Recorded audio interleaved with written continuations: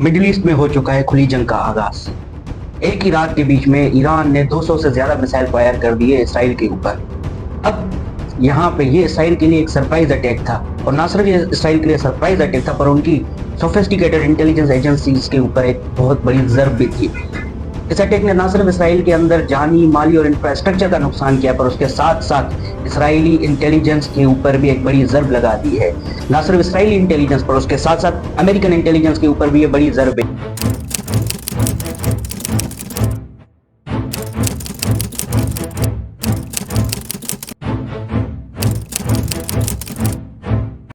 अब इस हमले से जुड़े हुए हर एक पहलू को हम अलग अलग आपके सामने रखेंगे। सबसे पहले शुरू करेंगे ये हमला कब और कहां हुआ।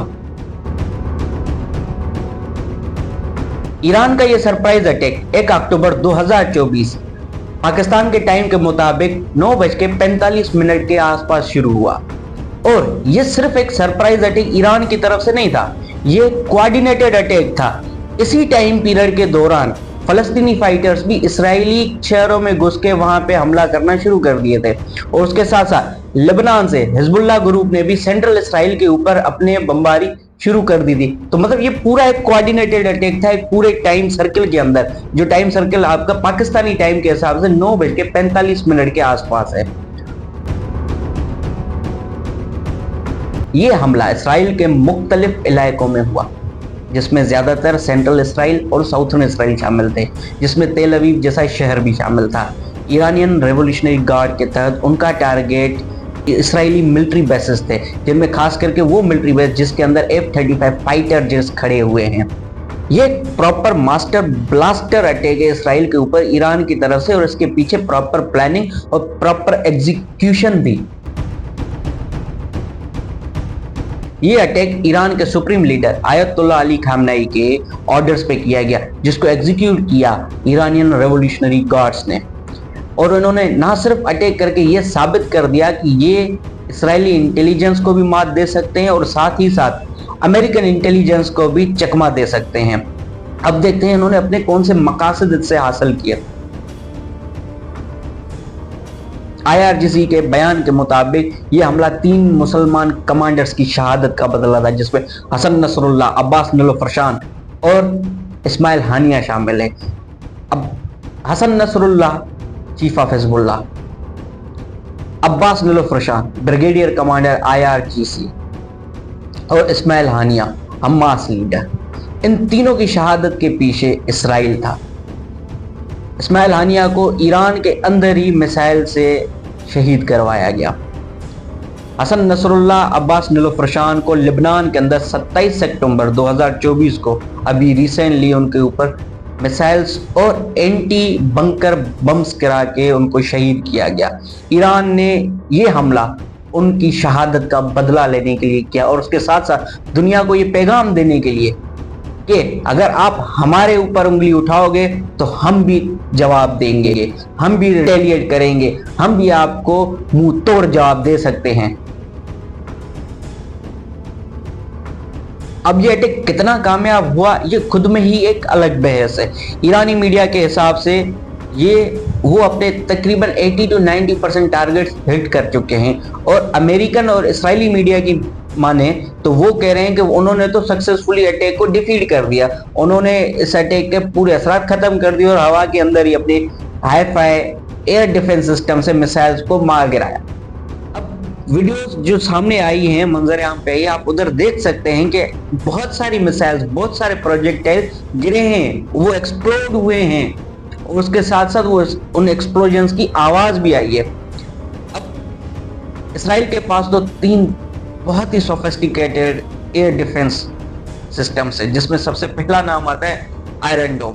आयरन डोम शॉर्ट रेंज के लिए, उसके बाद आता है डेविड स्लिंग, और उसके बाद इनके पास तीसरा एयर डिफेंस सिस्टम है एरो डिफेंस सिस्टम, एरो 2 और एरो 3। एरो 3 की रेंज 2400 किलोमीटर तक भी है, वो इतने दूर तक भी मिसाइल्स को, प्रोजेक्टाइल्स को हवा के अंदर ही इंटरसेप्ट कर सकती है।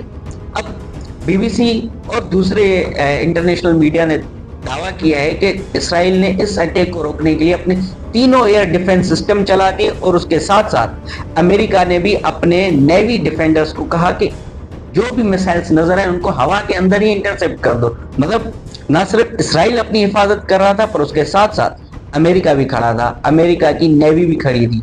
अब यहां से आप अंदाजा लगा सकते हैं कि इस ईरान के अटैक की इंटेंसिटी और पावर कितनी थी।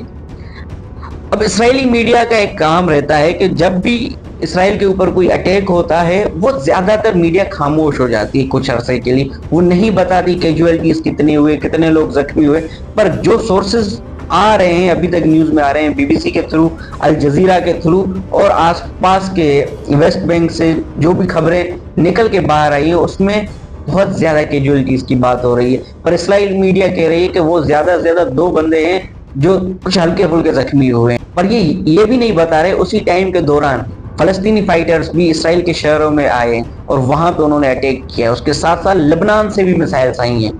रशियन मीडिया के हिसाब से 400 से ज्यादा प्रोजेक्टाइल इसराइल के ऊपर दागे गए और बीबीसी और अल जजीरा के हिसाब से इसराइल की तरफ से 180 से 200 प्रोजेक्टाइल आए हुए थे, जिसमें क्रूज मिसाइल, बैलिस्टिक मिसाइल और सुपरसोनिक मिसाइल्स भी शामिल थी।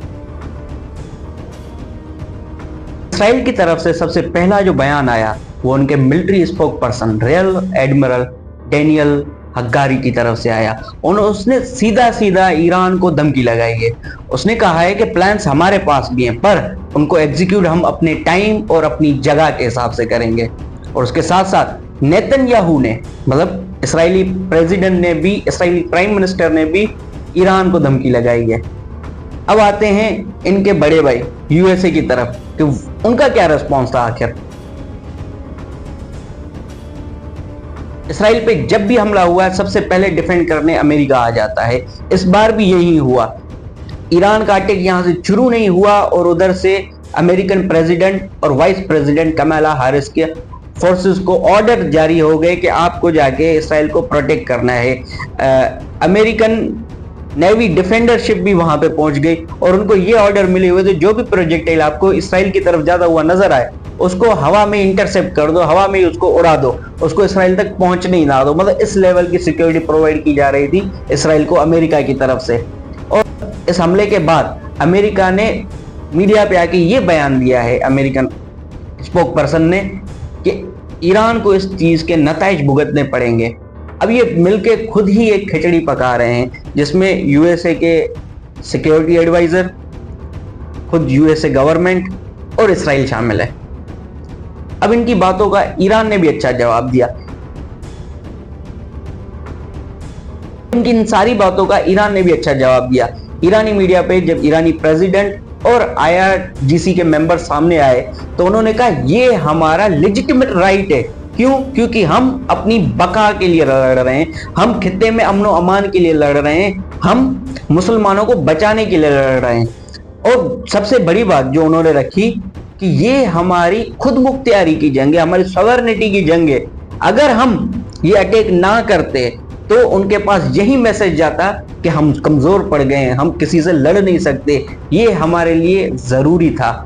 ये इनका प्रॉपर मैसेज है। उसके साथ साथ उन्होंने ये भी कहा कि अगर इसराइल ने या अमेरिका ने हमारे साथ थोड़ा और कोई भी एडवेंचर करने की कोशिश की तो हम डबल एडवेंचर के लिए पहले से ही तैयार हैं। अब इस सारे जियोपॉलिटिकल सूख के बाद आगे क्या हो सकता है? आगे मजीद टेंशंस बढ़ भी सकती हैं और उसके साथ साथ कहीं ना कहीं अगर कोई मीडिएशन हो जाए तो टेंशंस कम भी हो सकती हैं। दोनों पॉसिबिलिटीज है, पर ज्यादातर पॉसिबिलिटी यही है कि टेंशंस एक्सकलेट होंगी मिडिल ईस्ट के अंदर। यूएन जनरल सेक्रेटरी ने भी अपनी ट्वीट में यही लिखा कि प्लीज सीज फायर कर दो, there must be a cease fire. अब दुनिया फोर्स करेगी सीज फायर। क्यों? क्योंकि अब जब ईरान और इसराइल का डायरेक्ट टसल शुरू हुआ है तो 2 बड़े ट्रेडिंग रूट्स पे असर आ जाएगा, जिसमें रेड सी और ब्लैक सी भी शामिल है, उसके साथ साथ पर्शियन गल्फ भी।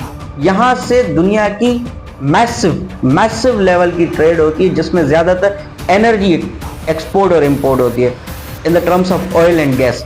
अब अगर ऐसी कोई चीज आ रही है तो चाइना और रशिया भी इस जगह पे कूद पड़ेंगे ताकि इस इलाके को ठंडे से ठंडा रखा जाए। अदरवाइज पूरी दुनिया के अंदर energy crisis, energy supply chain disturb हो सकती है, जिसमें ऑयल डिस्ट्रप्शन हो सकती है, गैस डिस्ट्रप्शन हो सकती है, ऑयल प्राइसेस में हाइक आ सकती है। अभी आज की ही बात है, ईरानी मीडिया पे ये खबर आम जाम चल रही है। जब से ये चीज हुई है, अनसर्टेनिटी की वजह से पेट्रोल पंप्स पे रश लगी पड़ी है, हर कोई अपनी गाड़ियों के टैंक्स फुल करवा रहा है, क्योंकि किसी को पता नहीं रात को या कल को कुछ भी एडवेंचर हो भी सकता है। ये अगले चंद दिन बहुत अहम है इस खित्ते के लिए। अगर ईरान और इसराइल के अंदर बाज़ाब्ता जंग शुरू हो जाती है तो ये ना सिर्फ पाकिस्तान पे भी असरअंदाज होगी, अफगानिस्तान पे भी, और खित्ते के दूसरे सारे ममालिक के ऊपर, और चाइना को भी फोर्सफुली भी आना पड़ेगा इस जंग को रुकवाने के लिए। पूरे माहौल के अंदर, अफरा तफरी के अंदर देयर आर मल्टीपल पॉसिबिलिटीज कि एक्सकलेशन बहुत ज्यादा बढ़ सकती है। इस एक्सकलेशन के अंदर सऊदी अरेबिया भी शामिल हो सकती है, तुर्की भी शामिल हो सकती है। It can be turned into a third world war. और उसी जगह पे अगर सारी बड़ी पावर्स जिसमें Russia, China, France, Germany, USA, UK मिलके सीज फायर और इन सारी चीजों को कंट्रोल करने का सोचें तो मामले ठंडे हो सकते हैं, जिसमें फलस्तीन के राइट्स के ऊपर भी बात हो सकती है, जिसमें लेबनान के ऊपर भी बात हो सकती है। इन सारी चीजों को प्रॉपर तरीके से मॉडरेट करके चलाना चाहिए। अदरवाइज ये सिर्फ इसराइल का नुकसान नहीं होगा, ये सिर्फ ईरान का नुकसान नहीं होगा, ये पूरे खित्ते, पूरे दुनिया का नुकसान हो जाएगा। अब हम सबको दुआएं खैर करनी चाहिए, सब मुसलमानों के लिए, ना सिर्फ मुसलमानों के लिए पर पूरी इंसानियत के लिए, क्योंकि हर इंसान की जान अहमियत रखती है। हाँ, अगर वो इंसान बुरा है, उसके अंदर खराबी है, वो खुद जालिम है, फिर चाहे वो मुसलमान जालिम हो या ईसाई जालिम हो या यहूदी जालिम हो, उसको जीने का हक नहीं। पर हर आम इंसान, हर मासूम इंसान, हर मजलूम इंसान के लिए हमें दुआ करनी चाहिए। तो देखते रहिए हमारा channel critical Raj. Thank you, शुक्रिया, अल्लाह हाफिज।